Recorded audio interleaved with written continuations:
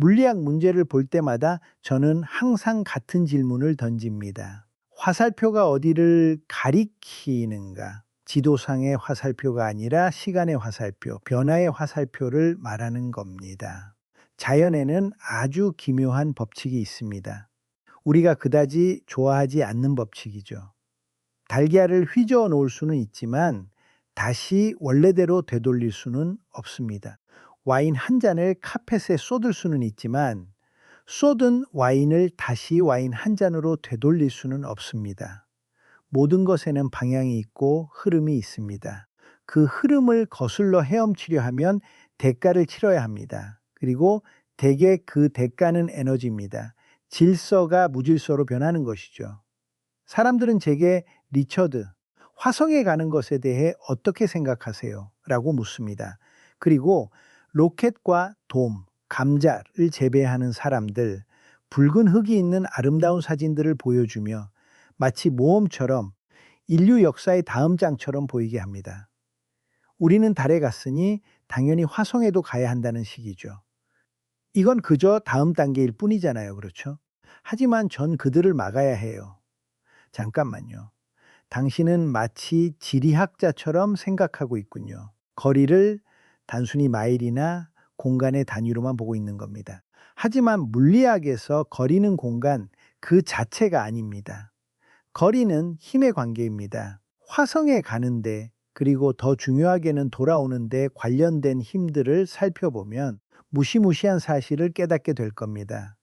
화성은 디딤돌이 아닙니다. 함정입니다.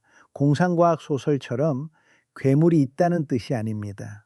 물리학 법칙, 특히 연력학 법칙과 생물학 법칙이 결합하여 화성으로 가는 여정을 일방통행으로 만들었다는 뜻입니다. 로켓이 고장 나서가 아니라 탑승자가, 즉 당신이 고장 나서입니다. 첫 번째 함정부터 살펴보죠. 바로 표면에서 당신을 기다리고 있는 함정, 먼지입니다. 리처드, 당신은 이렇게 말할지도 모릅니다. 그냥 먼지잖아요. 지구에도 먼지가 있고 사하라 사막에는 모래 폭풍이 불죠.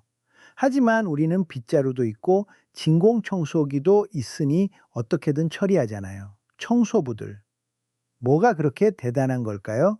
자, 지구 모래 알갱이의 역사를 이야기해 드리겠습니다. 매우 격동적인 역사이지만 동시에 매우 매끄러운 역사이기도 합니다. 지구에는 물이 있고 비가 오고 바다가 있습니다. 수십억 년 동안 지구상의 모든 모래 알갱이는 이리저리 굴러다녔습니다. 씻겨 내려가고 파도에 휩쓸리고 이리저리 굴러다녔습니다. 울퉁불퉁한 유리 조각을 가져다가 1000년 동안 연마기에 넣는다고 상상해 보세요. 뭐가 나올까요? 매끄러운 구슬이 나옵니다. 둥글고 부드럽죠. 손가락으로 문지르면 가루처럼 느껴집니다. 이것이 바로 지구의 먼지입니다. 우리에게 이로운 먼지죠. 하지만 화성은 죽은 행성입니다. 아주 오랫동안 죽은 행성이었죠. 비도 없고 강도 없고 바다도 없습니다. 화성의 암석에 일어나는 유일한 일은 충돌입니다. 크고 작은 운석에 부딪혀 부서지는 거죠. 40억 년 동안 암석들은 서로 부딪혀 왔습니다. 그래서 만약 당신이 현미경으로 화성 먼지 알갱이를 보면 구슬이 아니라 유리 조각, 칼날처럼 날카로운 파편이 보입니다. 들쭉날쭉하고 날카로운 모서리는 거의 분자 하나 두께에 달합니다. 먼지가 아니라 미세한 유리 조각입니다. 게다가 화성은 매우 건조해서 전기를 전도하는 습기가 없기 때문에 이 작은 유리 조각들은 전하를 띠게 됩니다. 정전기적으로 대전되는 것이죠. 마치 작은 자석과 같습니다. 이제 상상해 보세요. 화성에 착륙해서 지구로 돌아가려면 연료를 만들어야 합니다. 연료는 무겁기 때문에 가져갈 수 없습니다. 만약 연료를 가져가려면 엠파이어 스테이트 빌딩만 한 크기의 로켓이 필요할 겁니다. 그래서 현지에서 연료를 만들어야 합니다. 엔지니어들은 이것을 현지 자원 활용이라고 부릅니다. 땅을 파서 자원을 태워버리는 것을 세련되게 표현한 말이죠. 땅에서 얼음을 채굴해야 하고 공기 중에서 이산화탄소를 제거해야 합니다. 펌프와 압축기를 가동해야 하고 밀봉 장치도 필요합니다. 회전하려면 회전하는 베어링이 필요합니다. 그런데 여기서 먼지가 나타납니다. 이 자성을 띠 깨진 유리 조각들은 땅에 그냥 있는 게 아닙니다. 공중에 떠오릅니다. 전기장이 먼지를 들어 올리는 거죠. 공중에 떠다니며 모든 것에 달라붙습니다. 태양광 패널에도 우주복에도 그리고 가장 중요한 건 기계에도 달라붙습니다. 베어링에 끼어들어 강철보다 단단하고 면도날보다 날카롭기 때문에 베어링을 마모시킵니다. 금속을 부식시키는 거죠. 에어록의 고무시에 들어가 갈기갈기 찢어 놓습니다. 닦아내려고 해도 자성 때문에 닦아낼 수가 없습니다. 닦아내려 할수록 더 깊숙이 박히기만 할 뿐입니다. 자, 이제 당신은 역사상 가장 위대한 엔지니어입니다. 화성의 로켓 연료를 생산하는 웅장한 공장을 지었습니다. 하지만 공장은 스스로 파괴되고 있습니다. 기어는 뻑뻑해지고 밸브는 새고 태양광 패널은 물이 없어서 씻어낼 수 없는 갈색 그을음으로 뒤덮입니다. 이게 바로 물리학입니다. 정전 기력과 마찰력이 당신을 공격하고 있습니다. 그리고 당신은 집으로 돌아가기 위해 만든 기계가 고장 났다는 것을 깨닫게 됩니다. 하지만 낙관적으로 생각해 봅시다. 저는 낙관적인 것을 좋아합니다. 먼지 문제를 해결했다고 가정해 봅시다. 먼지가 뚫을 수 없는 마법의 물질을 발명했다고 가정해 봅시다. 연료를 만들고 연료통을 채웠습니다. 이제 출발할 준비가 되었습니다. 이제 두 번째 함정을 살펴봐야 합니다. 이 함정은 기계에 관한 것이 아닙니다. 바로 당신 자신에 관한 것입니다. 방사선에 대해 이야기해야 합니다. 사람들은 방사선이라는 단어를 들으면 빛나는 녹색 점액이나 핵폭탄을 떠올립니다. 하지만 방사선은 사실 훨씬 단순하면서도 훨씬 더 무섭습니다. 방사선은 아주 작은 총알, 미세한 입자, 양성자, 헬륨 핵이 매우 빠른 속도로 움직이는 것입니다. 얼마나 빠를까요? 거의 빛의 속도입니다. 지구에 사는 우리는 운이 좋습니다. 엄청나게 운이 좋습니다. 우리에게는 두 가지 보호막이 있습니다. 지구 자기장이 이 작은 총알들을 포착하여 극지방으로 나선형으로 끌어당겨 북극해를 형성합니다. 빛들이 있죠.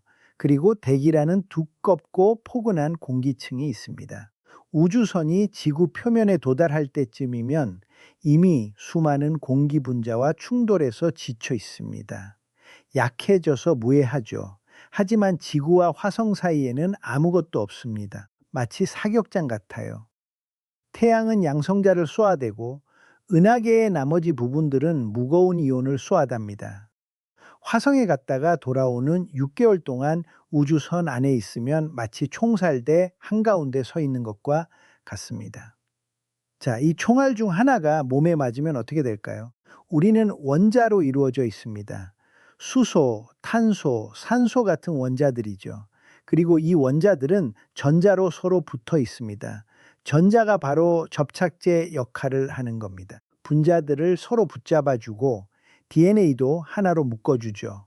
고에너지 우주선이 우주선을 뚫고 들어오면 벽도, 선체도 무시하고 피부를 뚫고 들어와 원자와 충돌합니다. 전자를 쳐서 흩어지게 만드는 거죠. 마치 볼링공을 카드탑에 던지는 것과 같습니다. 구조가 무너지죠. 화학 결합이 끊어지는 겁니다. 이것을 이온화라고 합니다. 우리 몸은 정말 놀랍습니다. 기적의 기계와 같죠. 우리 몸에는 수리반이 있습니다. 모든 세포 안에는 손상을 찾아다니는 작은 단백질들이 있습니다. 이 단백질들은 손상된 DNA 조각을 발견하면 이 부분을 다시 붙여보자 라고 말합니다. 그리고 보통은 잘 복구해냅니다.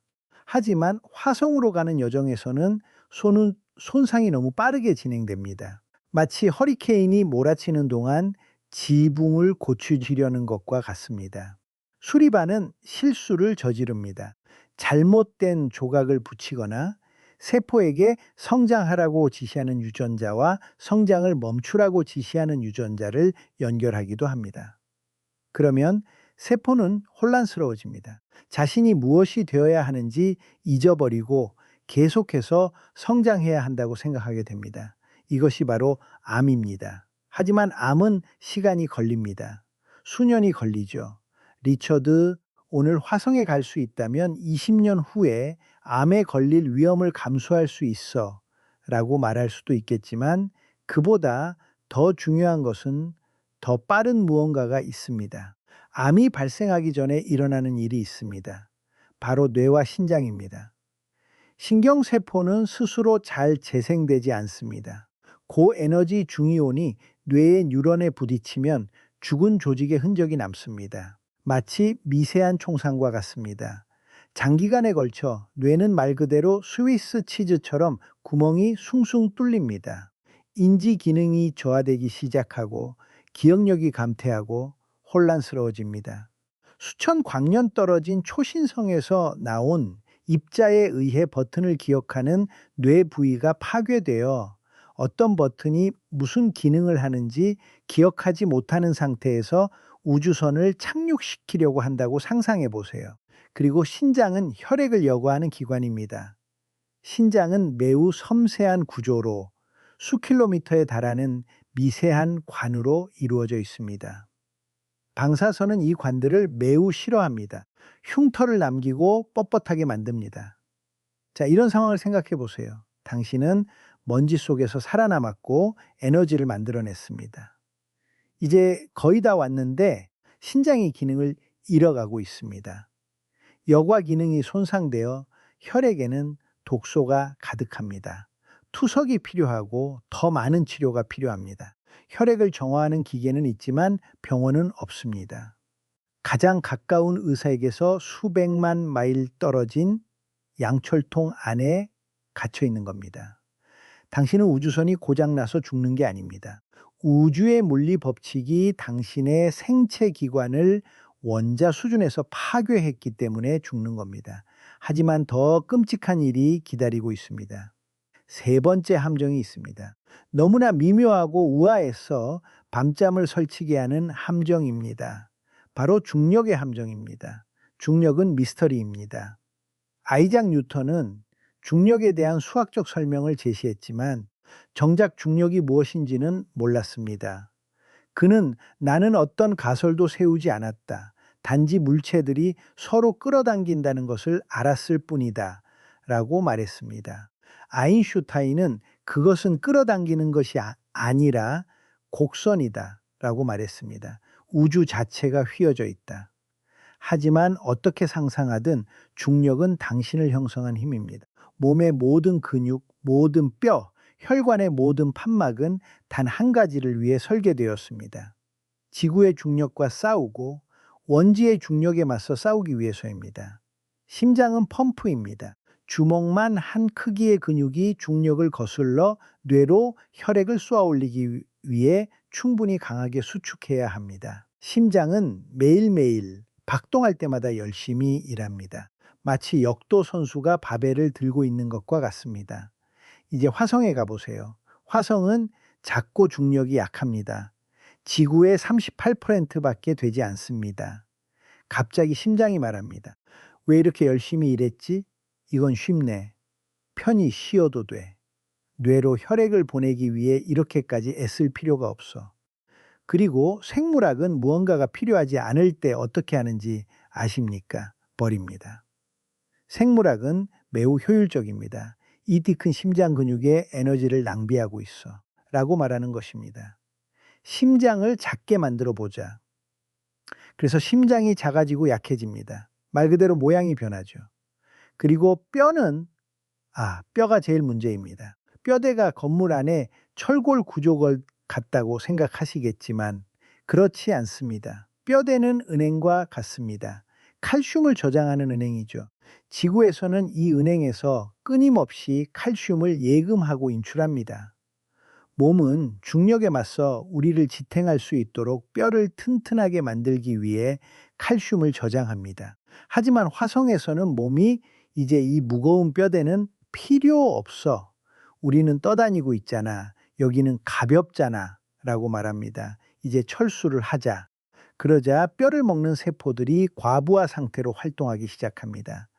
뼈를 녹이고 칼슘을 혈액 속으로 방출합니다. 뼈는 구멍이 숭숭 뚫리고 벌집처럼 분필처럼 변합니다. 화성에 머무는 동안에는 괜찮습니다. 당신은 화성인이 된 것입니다. 환경에 적응했고 저중력 생명체가 된 것입니다. 하지만 이 강연의 제목을 기억하세요. 집으로 돌아갈 길은 없습니다. 만약 지구로 돌아가려고 한다면 어떻게 될까요? 우주선에 탑승합니다. 6개월 동안 표류합니다. 뼈는 더욱 약해지고 심장은 더욱 작아집니다. 그리고 지구 대기권에 진입합니다. 엄청난 중력 가속도를 받게 됩니다. 감속은 견딜 수 없을 만큼 강력합니다. 하지만 살아남았다고 가정해 봅시다. 캡슐이 바다에 착수합니다.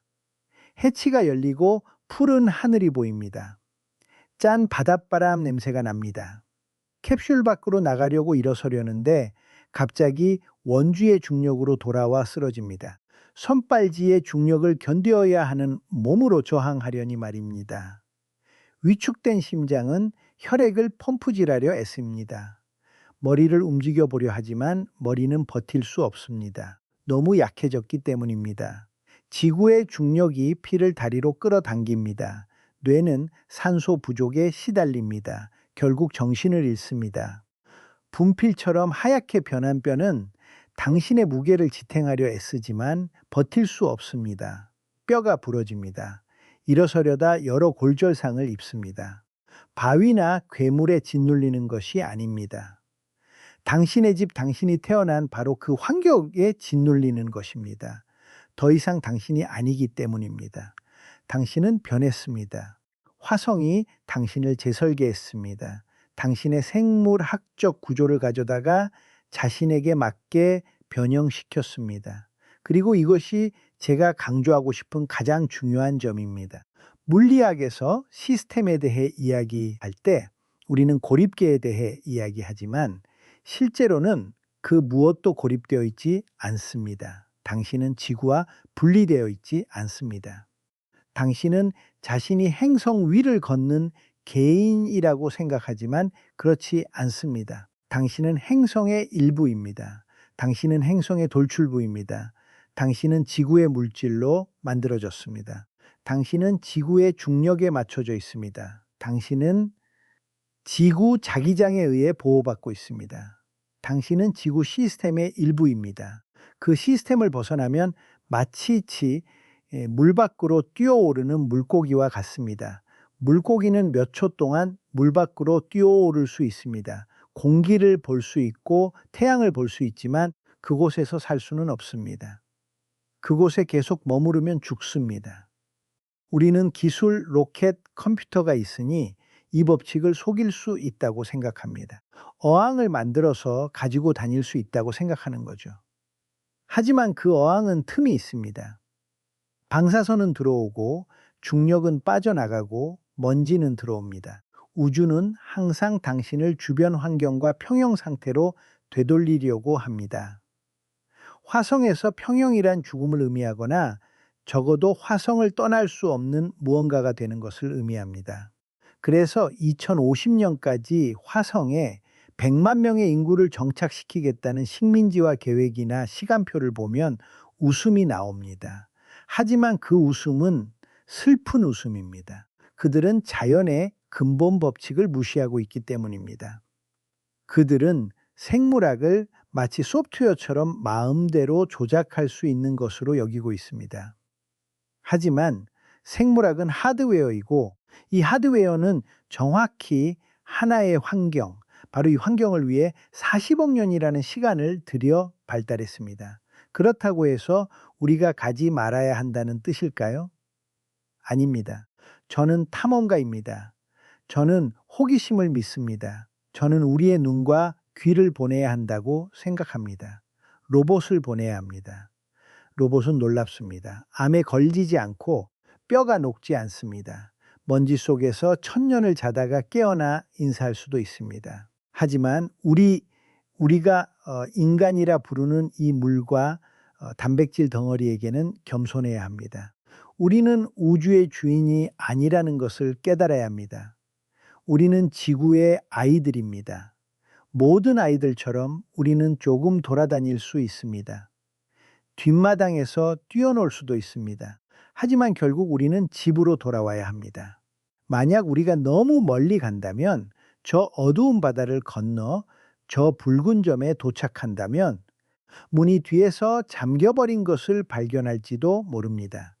우리는 우리 자신의 고향 행성에서 외계인이 되어버린 것을 발견할지도 모릅니다. 그러니 저 옅은 푸른 점을 보세요. 그곳이 바로 당신이 있어야 할 곳입니다. 그곳이 바로 공기가 있는 곳입니다. 달콤하고 중력도 딱 적당하고 자기장은 따뜻한 담요처럼 당신을 감싸줍니다. 이 모든 것을 당연하게 여기지 마세요. 이곳은 당신이 앞으로 살게 될 유일한 집이 될 테니까요.